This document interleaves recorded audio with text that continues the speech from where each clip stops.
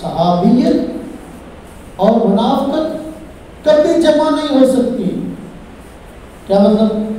یعنی جو صحابی ہے وہ کبھی منافق نہیں ہوگا، اور جو منافق ہے وہ کبھی صحابی نہیں ہو سکتا. صحابیت ایک منصب ہے، ایک شرف ہے، ایک اعزاز ہے،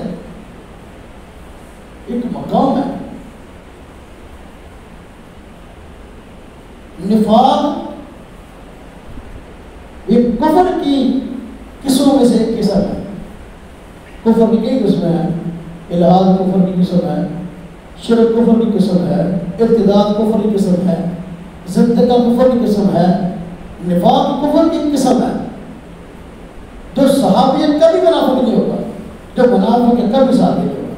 منافق اسے کہتے ہیں کہ زبان سے کلمہ پڑھے، زبان سے اپنے آپ کو مسلمان کہے، اور مسلمانوں کے ساتھ ملا ہوا ہو بظاہر، لیکن دل میں اس کے اسلام کے خلاف نفرت ہو، قرآن کے خلاف نفرت ہو، حضور کے خلاف نفرت ہو، ہاں جی دین اسلام کے خلاف نفرت ہو، وہ منافق. حضور نبی پاک صلی اللہ علیہ وسلم کے زمانے بعد لوگوں نے دنیا میں فائدہ اکٹھے کرنے کے لیے کافر سے بھی اور مسلمانوں سے بھی نفاق کا لبادہ اوڑھ لیا تھا. وہ خاص جماعت منافق، ان کا سردار عبداللہ بن ابی. اور منافق ان سارے کے سارے اللہ کا دشمن تھے، اور ہمیشہ حضور نبی صلی اللہ علیہ وسلم کو نقصان پہنچانے کے چکر میں لگے تھے. اور صحابہ کو ہیں جنہوں نے پہلے دن سے ہی آپ وسلم کا ساتھ دینے کا وعدہ کیا اور اپنا جان مان ہر چیز حضور پہ رکھا. یہ صحابہ اور ساتھ ہی اسے کہتے ہیں جس کے دل میں ایمان کوٹ کوٹ کے بھرا. اللہ پاک فرمائے اولئک کتب فی قلوبہم الایمان. صحابہ وہ ہیں جن کے دلوں پر اللہ رب العزت ایمان کی مہر لگائی. ایمان کی مہر لگانے کا مطلب یہ کہ صحابہ کرام وہ شخصیات ہیں کہ جن کے دل سے ایمان کبھی نکل نہیں سکتا اور کفر کبھی اندر آ نہیں سکتا. حضور نبی پاک صلی اللہ علیہ وسلم پر ایمان لانے والے، آپ کی صحبت اختیار کرنے والے کو صحابی کہتے ہیں.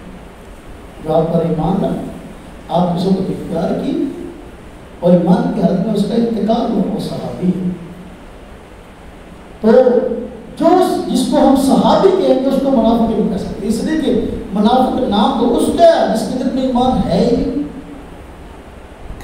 نفاق نام ہی ایمان کی نفی کا ہے، صحابیت نام ہی ایمان کی پختگی کا ہے. تو دونوں چیزیں جمع آگ اور پانی کا جمع نہیں سکتے. تو صحابی اور منافق، یعنی صحابیت اور منافقت کبھی جمع نہیں ہو سکتے. جو صحابی ہے کبھی منافق ہے، اور جو منافق ہے کبھی صحابی. اور منافقت یہ مدینہ طیبہ کے دور کی پیداوار ہے. مکہ میں منافقت تھا ہی تھی نہیں. یہ جو رافضی ہیں نعوذ باللہ یہ صحابہ کرام کو منافق کہتے ہیں. نعوذ باللہ ابوبکر صدیق جیسے، عمر فاروق جیسے، عثمان غنی جیسے حضرات کو منافق، نعوذ باللہ مہاجر صحابہ کو منافق کہتے ہیں. اللہ اکبر. حالانکہ ایسا نہیں.